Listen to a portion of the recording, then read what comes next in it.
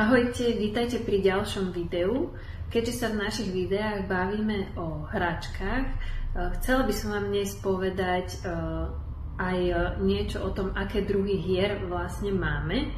Keď riešime darčeky na Vianoce alebo narodeniny, väčšinou zháňame niečo ako je kuchynka, alebo kočík pre bábiky, či veľký drevený žeriav, a tieto hračky nám podporujú hranie rolových hier. Hranie s kuchynkou nám skvele rozvíja detskú fantáziu a kreativitu.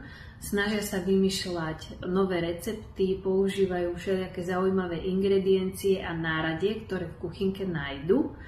Pri tom si výborne trénujú aj slovnú zásobu, pretože sa učia toto náradie a potraviny pomenovať, ale tiež zaradia do svojej slovnej zásoby aj nové slovesá, ako je napríklad miešať, váriť alebo piecť, alebo tiež slová ako teplý, studený. Komunikačné zručnosti výborne rozvíjajú aj vtedy, keď sa z kuchárov stanú čašníci a prídu sa nás opýtať, čo by sme si dali, či kávu alebo nejaký koláčik, a zároveň do tejto hry zapoja aj matematiku, pretože si musia zarátať, koľko potrebujú tanierov či pohárikov.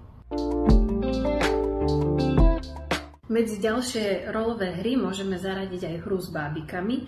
Nebojte sa hrať s bábikami aj s chlapcami.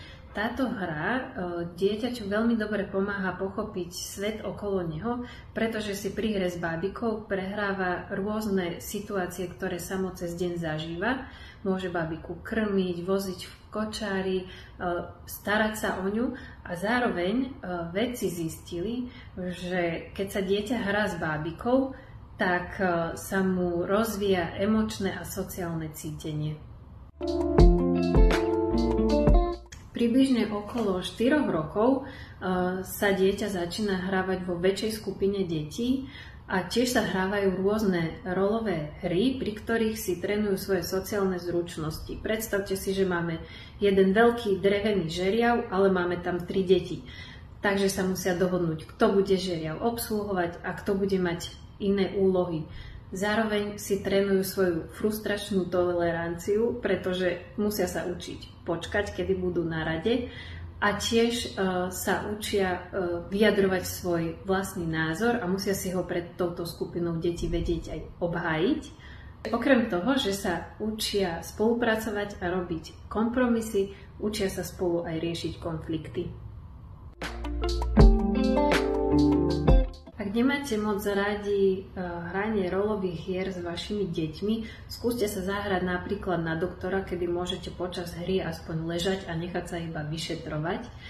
Nechajte sa vtiahnuť do sveta detí práve pri týchto hrách. Veľmi dobre to buduje vzťahy. Vedci dokonca zistili, že sa nám pri hre s dieťaťom uvoľňuje oxytocín, čo je hormón, ktorý je práve spájaný s budovaním vzťahovej väzby a dôvery. Okrem toho nám znižuje stres, aj krvný tlak, úzkosť a strach. Nechajte sa pri hre viesť dieťaťom, pretože často počas dňa niečo od nich vyžadujeme, aby nás počúvali, aby robili to, čo od nich vyžadujeme, a práve pri hre môže mať dieťa chvíľu pocit, že má moc nad nami, a toto tiež veľmi dobre upevňuje náš vzťah. Nechajte sa niekedy vtiahnuť do sveta vášho dieťaťa a uvidíte, aké to bude mať priaznivé účinky pre obe strany.